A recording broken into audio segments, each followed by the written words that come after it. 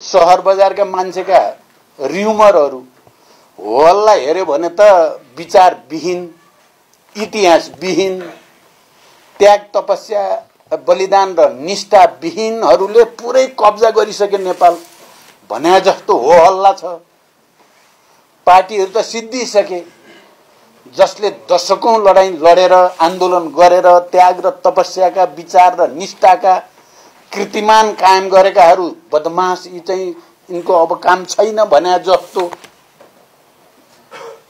त्यस्तै सोशल मिडियाबाट चाहिँ हो हल्ला गर्नेहरू सबै तिनै नै मुक्तिदाता हुन् भन्या जस्तो जो हो हल्ला शहर बजारमा या मोबाइल हेर्नेहरूको चाहिँ तपाईको हातमा त्यस्तो हो कि भन्ने भ्रम पर्ने गर्छ। तपाईले पैदल यात्रा गरेर गाउँ गाउँमा ठाउँ ठाउँमा सबै खाले पार्टी समर्थकहरू या शुभचिन्तक र जनताका पनि भावना बुझ्दा त्यस्तो होइन है।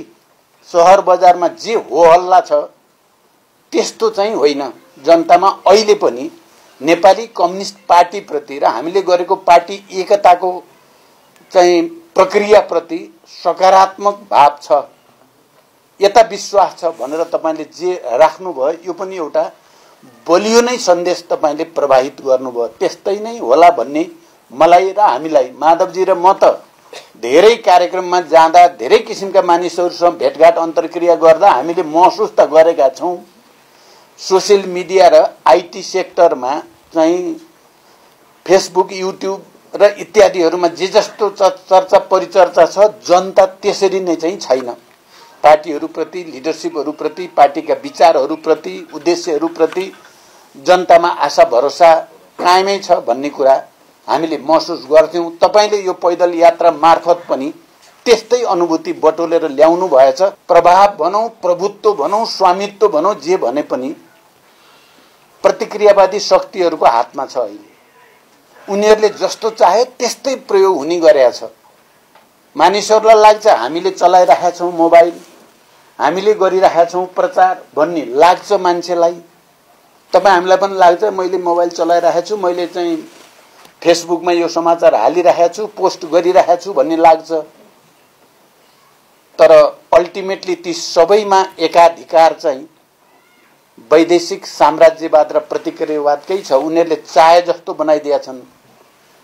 त्यसैले यो कुरालाई हामीले आफ्नो अनुकूल कसरी बनाउने भन्ने कुरा एउटा चाहिँ विगतमा हामी जनआन्दोलन, जनयुद्धको बेलामा भन्ने गर्थ्यौं, you fight your way, we fight our way भन्ने गर्थ्यौं क्या। प्रतिक्रियावादीहरूको लड्ने आफ्नै तरिका छ, हामी मजदुर, किसान र जनताको, देशभक्तहरूको लड्ने आफ्नै तरिका छ। उनीहरूकै तरिकाले हामीले लडेर उनीहरूलाई पछार्न सकिँदैन। हामीले जनताको तरिकाद्वारा, जनताको एकता र शक्तिको तरिकाद्वारा लड्यौं भने फेरि हामीले जित्छौं भन्ने गर्थ्यौं।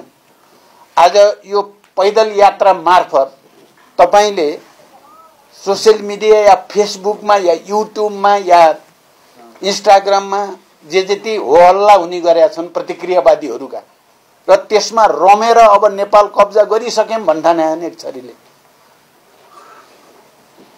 पार्टी र जनताले लगाएको गुणलाई बिर्सेर मान्छेहरू बैगुनी बनेर हिँडेका पनि छन्।